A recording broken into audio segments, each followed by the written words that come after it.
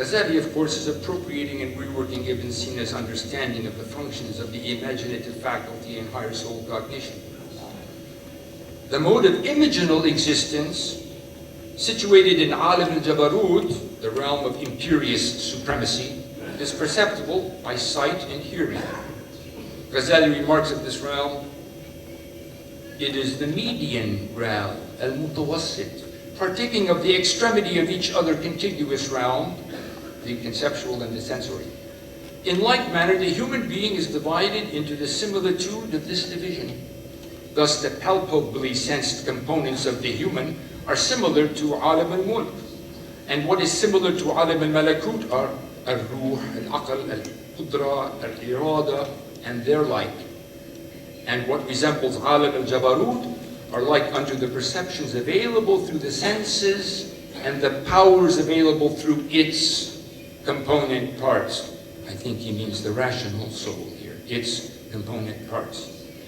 It may be useful to compare these 5 levels of wujud to the 5 luminous human spirits that Ghazali outlines in his Mishkat al-Anwar.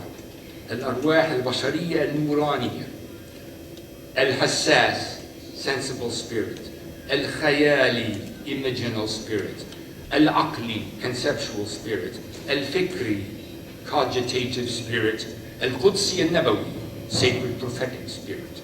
Again, the imaginal spirit is intermediate between the sensible and the conceptual. There appears to be a definite line of continuity from Al-Ghazali's schematic conceptualization of 5 levels of experiential prehension to Ibn Arabi's teaching of the 5 forms of presence, hadra, or planes of being, in which the absolute being, al-wujud al-mutlaq, or al-haq, discloses itself.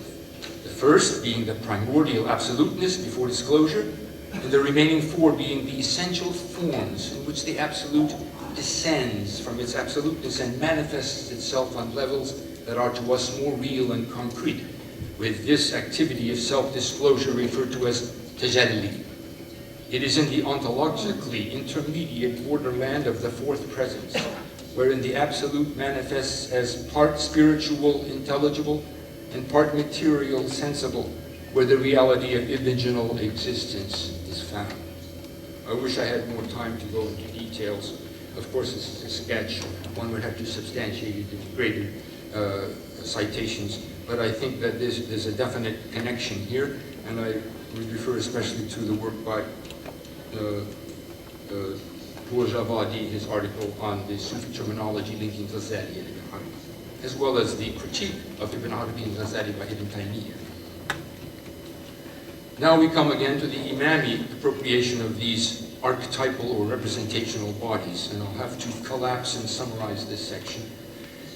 These figures, prototype imaginal forms, were first conceptualized among the 12 Shia school, probably by Sheikh al-Mufid, a great Baghdadi rationalist theologian of Mu'tazila inclinations. He died in 413 or 1020 of the Common Era.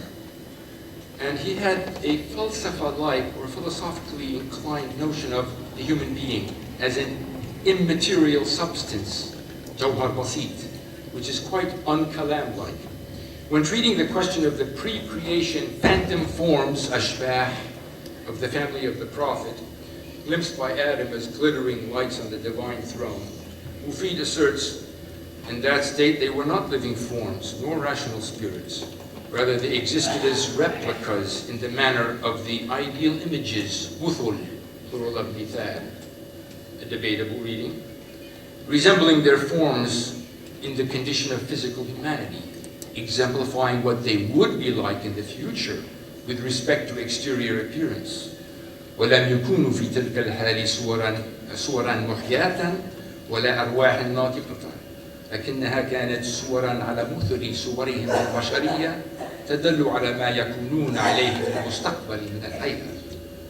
Thus, Mufid conceived of these representational forms as ideal prototypes for their future corporeal bodies, not as rational spirits, arwah. It is not surprising that Ghazali came to the same conclusion in his fatwa, which we just cited. But to demonstrate his clear dependence on Mufid would not be appropriate given the time remaining. However, in other contexts, Mufid was clearly aiming to counter popular and vulgar Shiite conceptions of these mithal as in some ways pre-existing in a spiritual condition.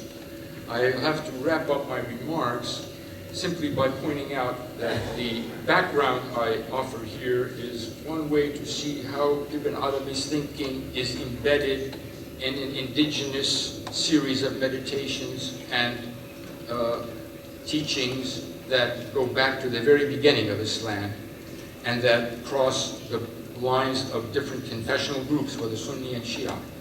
Of course, to show that in later times after the era of Ibn Arabi, both among the Sunni and the Shia, and I would point to two figures in particular that are very representative and normative.